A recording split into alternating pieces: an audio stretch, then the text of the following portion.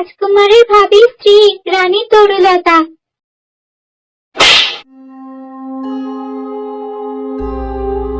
কত বড় সাহস! যত বড় মুখ নয় তত বড় কথা। ছোট লোকের চাকরি কোন সাহসে তুই আমার নাম মুখে নিয়েছিস? ক্ষমা করবেন রানীমা, আপনি মহারানীর কাছে নতুন। আপনার পরিচয় না দিলে তো উনি বুঝবেন না, এজন্য আমি সম্বোধন করেছি। ভুল মার্জনা করবেন। ঠিক আছে ঠিক আছে, এই ভুল যেন আর কখনো না হয়। আর মাকে মহারানী ডাকে আমাকে মহারানী ডাকবি তোরা। উনি তো কদিন পর সন্ন্যাসী নেবেন, তখন তো এই রাজ্যের মহারানী আমি হব।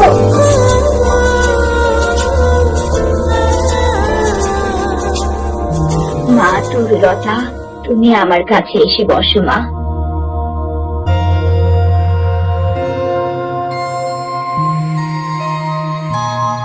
দেখো মা, আমার রাজ্যে দাসীদের সাথে এমন ব্যবহার কেউ করে না। ওরা আমাদের দাসী হলেও আমরা কিন্তু ওদের উপরই নির্ভরশীল। দেখো, সারাদিন ওরা আমাদের জন্য কত পরিশ্রম করে। ওদের সাথে এমন ব্যবহার করতে নেই মা। ওদের তো মাথায় তুলবেন না মা, একেবারে পেয়ে বসবে। আচ্ছা, এটা নিয়ে আমরা পরে কথা বলবো। আগে তোমার উপহারগুলো এই। দাসী আমার পুত্রবধূর জন্য যে থালা আমি নিজ হাতে সাজিয়ে রেখেছি তা নিয়ে এসো, যাও।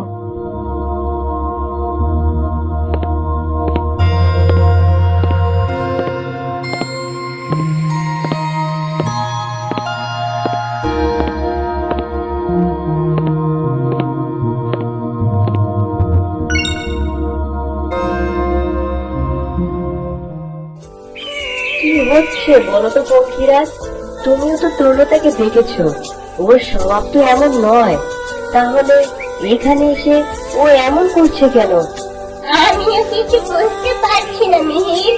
তার যেমন স্বভাব, সে তো একজন উত্তম রানী হবে, আমাদের রানীমার মতো। অথচ এখানে এসে তাকে যেন চেনাই যাচ্ছে না। আমিও তো তাই ভাবছি। এমন চললে বাবা তো তাকে কখনোই মেনে নেবে না, কারণ রাজ্যের জন্য উত্তম রানী হতে পারে এমন কাউকে উনি আমার জীবন সঙ্গী হিসেবে মেনে নেবে। কুমার, মহারানী আপনাকে ডেকেছেন, অতি জরুরি তলব। ঠিক আছে, যাও, আমি আসছি এখনই।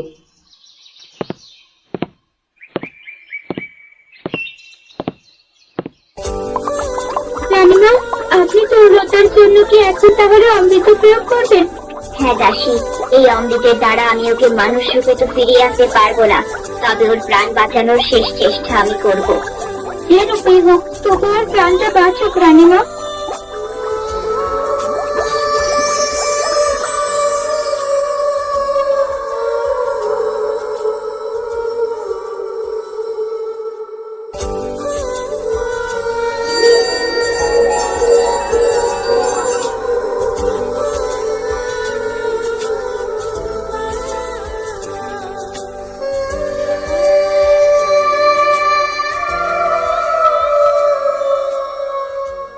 মা, আসবো?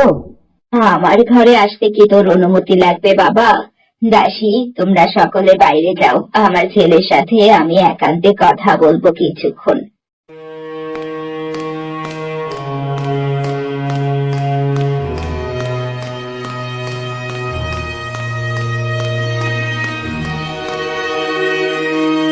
আমায় জরুরি ভাবে কেন রেখেছেন মা? কোনো সমস্যা হয়েছে? বাবা, সমস্যা হয়েছে কিনা সেটা জানতেই তোকে ডেকেছি। মানে? দেখ বাবা, আমাদের রাজ্য নিয়ে তোকে তো নতুন করে কিছু বলতে হবে না। আমরা রাজ পরিবারের হলেও সাধারণ মানুষের সাথেও অমায়িক ব্যবহার করি।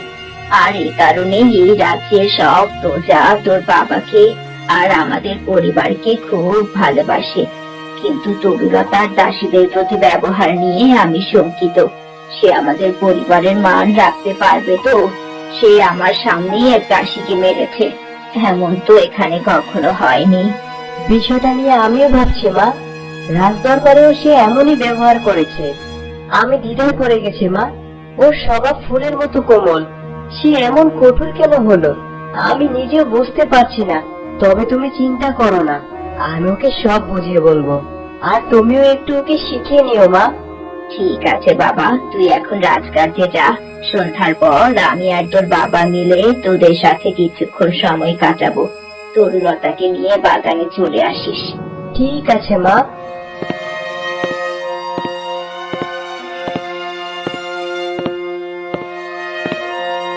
কুমারের জয় হোক। কিছু বলবে দাসী?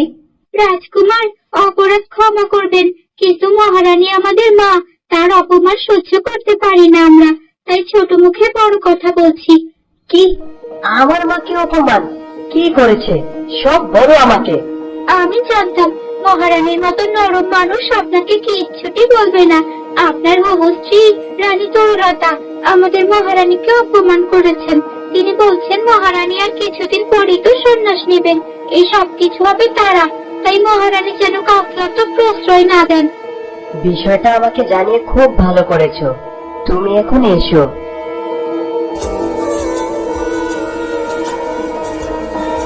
আমার মায়ের অপমান, তাছাড়াও দরবারে এসে এক প্রকার বাবাকে অপমান করেছে। এসব সহ্য করা যায় না। এবার লাগাম না ধরলে সব হাত থেকে বেরিয়ে যাবে। আমি বেঁচে উঠেছি, এই কি চুরি হলো? রানীমা অনেক কষ্টে তোমাকে বাঁচিয়েছেন তরুলতা, তুমি তো প্রায় মরে গিয়েছিলে। অশেষ ধন্যবাদ রানীমা, কিন্তু আমার হাতটা কোথায়? আর নিজেকে এত হালকা মনে হচ্ছে কেন? মনে হচ্ছে যেন আমি একটা ফুল হয়ে গেছি। তরুলতা, তোমার জীবন এতটাই সংকটাপন্ন ছিল যে তোমাকে বাঁচাতে আমাকে এক বিশেষ পদ্ধতি প্রয়োগ করতে হয়েছে। তাই তোমাকে মানুষ রূপে নয়, বরং এক ফুল রূপে আমি বাঁচাতে পেরেছি। আমার জীবন বাঁচানোর জন্য আপনাকে ধন্যবাদ রানীমা। কিন্তু তুমি কে? তোমার সাথে এমনটা কি করে হলো? আমার নাম তরুলতা। আমার সাথে অনেক অন্যায় হয়েছে রানীমা। আমার বিয়ে ঠিক হয়েছিল এক রাজপুত্রের সাথে, কিন্তু আমার সৎ মা রাজপুত্রের সাথে তার নিজের মেয়ের বিয়ে দেবে বলে আমাকে মেরে ফেলতে চেয়েছিল। সর্বনাশ, সৎ মা খারাপ হয় জানতাম, কিন্তু এতটা খারাপ? রানীমা, আমি কি আর কখনোই আমার আগের মানুষ রূপ ফিরে পাবো না? পাবে তরুলতা, তবে তোমার সাথে যত অন্যায় হয়েছে সেই সব অন্যায়ের সুবিচার যেদিন তুমি পাবে সেদিনই তুমি মানুষ রূপ ফিরে পাবে।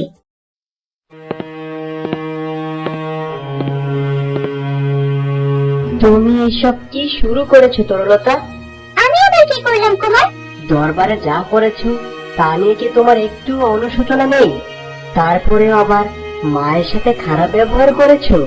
মায়ের সাথে খারাপ ব্যবহার করেছি? তোমাকে এটা কি বললো? আমি তো কেবল দাসীদের শাসন করেছি। তোমার শাসনের কোনো প্রয়োজন নেই তরুলতা। আমার মা দীর্ঘ 30 বছর যাবতীয় রাজ্যের মহারানী। আমাদের রাজ্যে কিংবা প্রাসাদ কোনোটাতেই আমার দেখা এই 28 বছরে কোনো সমস্যা হয়নি। তাই বুঝতেই পারছো আমার মা জানেন কিভাবে কি করতে হয়। তুমি ওনার থেকে সব শিখবে, আর এসব ঝামেলা বাড়িও না। তোমার আগের কমল রূপ ফিরিয়ে আনো তরুলতা। এই সামান্য ব্যাপারে কুমারের কানে চলে গেল। না, এবার তো দেখছি একজন গুপ্তচরের সাহায্য আমায় নিতেই হবে, নয়তো প্রাসাদের কিছুই জানতে পারবো না আমি। দ্বার খোলো আগে, তোমাদের সাথে আমার কিছু কথা আছে প্রহরী। বললেন রানীমা? তোমাকে একটা কাজ করতে হবে। এই ঘরে দাসী, রাজপুত্র কিংবা রাজা যে আসুক না কেন, সকলের সাথে মহারানীর কি বিষয় নিয়ে কথোপকথন হয় তা আমাকে জানাতে হবে। অসম্ভব, এই কাজ আমি কখনই করতে পারবো না। আমি বেঈমান নই। এই কাজ করলে সারা জীবন তোমায় আর দারিদ্র্যের মুখ দেখতে হবে না। আর যদি না করো তাহলে আমি কুমারকে বলবো তুমি আমার সাথে অশালীন আচরণ করেছো। না না, এমনটা বলবেন না। আমি তো আপনাকে সম্মান দিয়ে কথা বলছি। তাহলে আমি যা বলেছি তাই করবে। ঠিক আছে।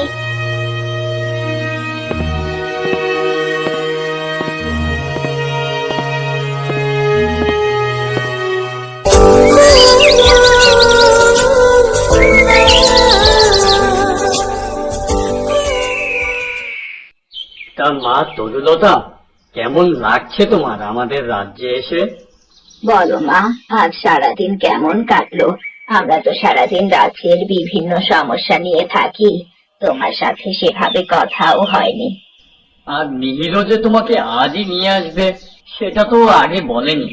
ও বলেছিল তোমাকে আনবে, তাই আমরাও উপহার প্রস্তুত করে রেখেছিলাম, কিন্তু আজই আনবে এটা জানলে যে বিশাল আয়োজন করতাম। ইস, এখন কত নাটক! অথচ দুজনেই আমার নামে কুমারের কাছে বিচার দিয়েছে নিশ্চিত, নয়তো কুমার আমার সাথে তখন এমন রাগারাগি করতো না। কি ব্যাপার তরুলতা? বাবা মা যা বলছেন তার উত্তর দাও। কি ভাবছো? হ্যাঁ, না না, কিছু ভাবছি না। আসলে এখানে এসে একেবারে নতুন পরিবেশ তো, প্রথম প্রথম একটু মানিয়ে নিতে কষ্ট হচ্ছে, তবে আস্তে আস্তে সব ঠিক হয়ে যাবে। এখানে সবাই বড্ড আন্তরিক। ঠিক আছে মা, তোমরা এবার ঘরে যাও, ঘরে গিয়ে বিশ্রাম করো। মিহির, ওকে ওর ঘর দেখিয়ে দিয়ে আয় বাবা। ঠিক আছে বাবা।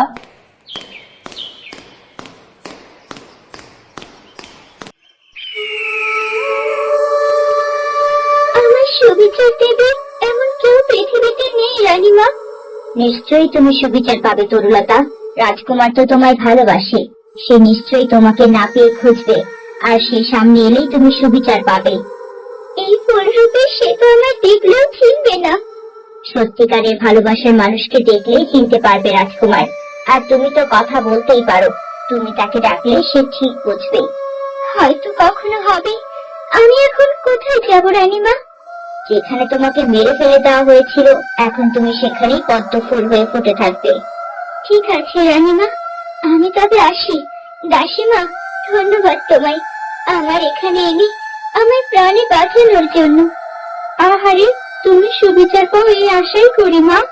যে কোনো প্রয়োজনে তুমি আমায় ডেকো, ডাকলেই আমি সাড়া দেব। ঠিক আছে রানীমা।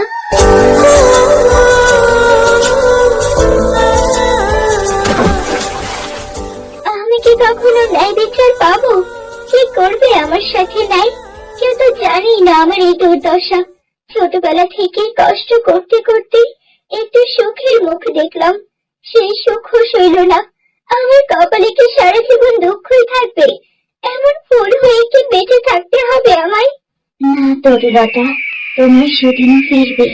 যারা তোমার সাথে এত অন্যায় করেছে তারাও বিচার পাবে। তুমি শুধু সময়ের অপেক্ষা করো। কে? কে তুমি? তুমি কি চেনো আমায়? আমার কথা তুমি জানলে কি করে? আর তুমি নিশ্চিতই বা কি করে হলে যে সঠিক সময় হলে আমি সুবিচার পাবো? সামনে এসো, দয়া করে সামনে এসো।